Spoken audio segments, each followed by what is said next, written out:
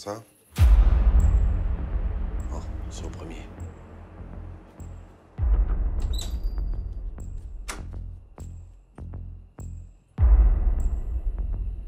Vous êtes sûr que c'est ce qu'elle veut?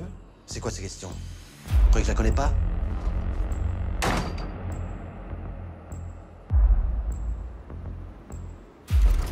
Tu m'entends?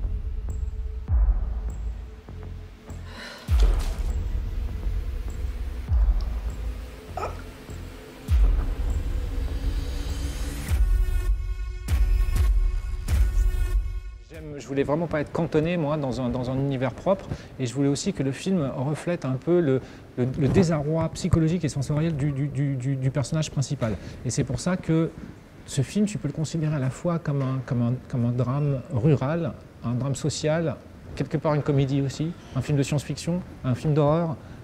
C'est vraiment un film voilà, qui mélange un petit peu tout ça. Alors tu me dis qu'il est en résonance avec la réalité d'aujourd'hui.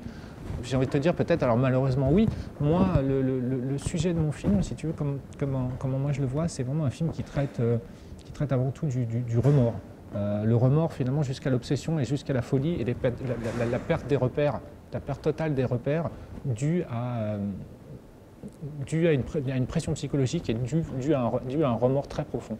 Alors oui, c'est probablement des sujets universels qui touchent voilà, l'être humain en général. Moi, à l'écriture, je ne cherchais pas à essayer de faire une espèce de soupe exprès d'amener l'histoire d'une façon un peu bizarre, en se disant tiens, je vais mettre un petit cocktail de ci, de ça, pour essayer de faire une espèce de milkshake un peu bizarre, un cocktail un peu particulier. C'était vraiment pas mon propos.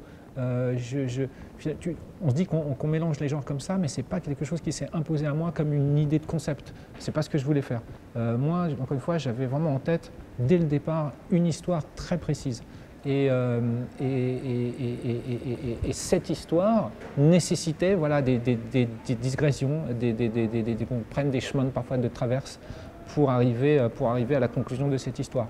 Mais ça n'était pas finalement quelque chose de réfléchi où je ne me disais pas alors attention, là il faut mettre un peu plus de comédie, un peu plus de suspense. Non, vraiment pas du tout. Je crois que j'étais d'abord ma première référence, c'était le film que moi j'aurais voulu voir au cinéma. C'est une question de jour. Ça va être un grand changement, tu vas voir. Non mais qu'est-ce que vous faites? Il y a des règles, monsieur Dormel. C'est comme cela que fonctionne la société, avec des règles. Thibault! Reviens ici! Reviens là! Reviens là! J'ai dû faire très peu de compromis. Par contre, il y a eu un énorme travail en amont.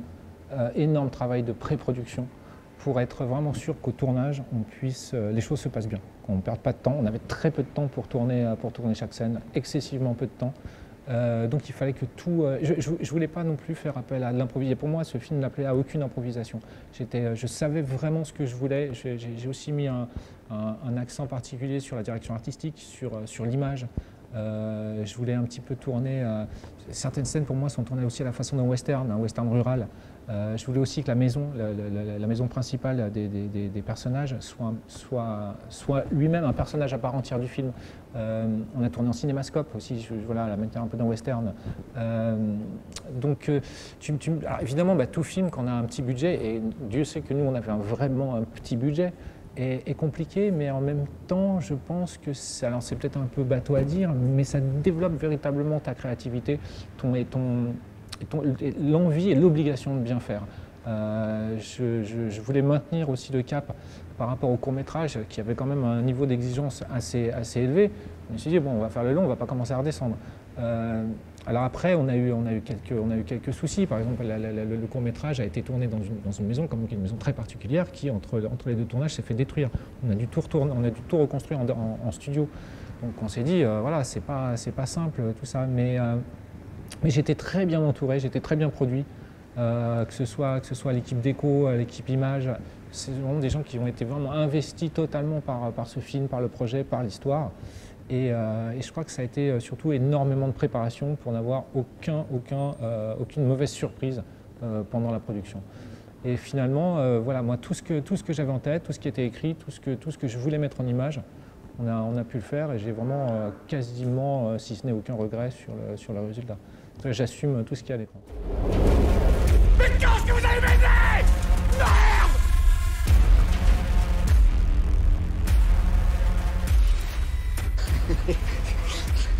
pas s'inquiéter, hein. Il dit que je suis folle. Je sais que t'es pas folle. Tout ce qui lui arrive là, c'est ta faute. Personne viendra te sauver, personne. Elle s'appelle Estelle.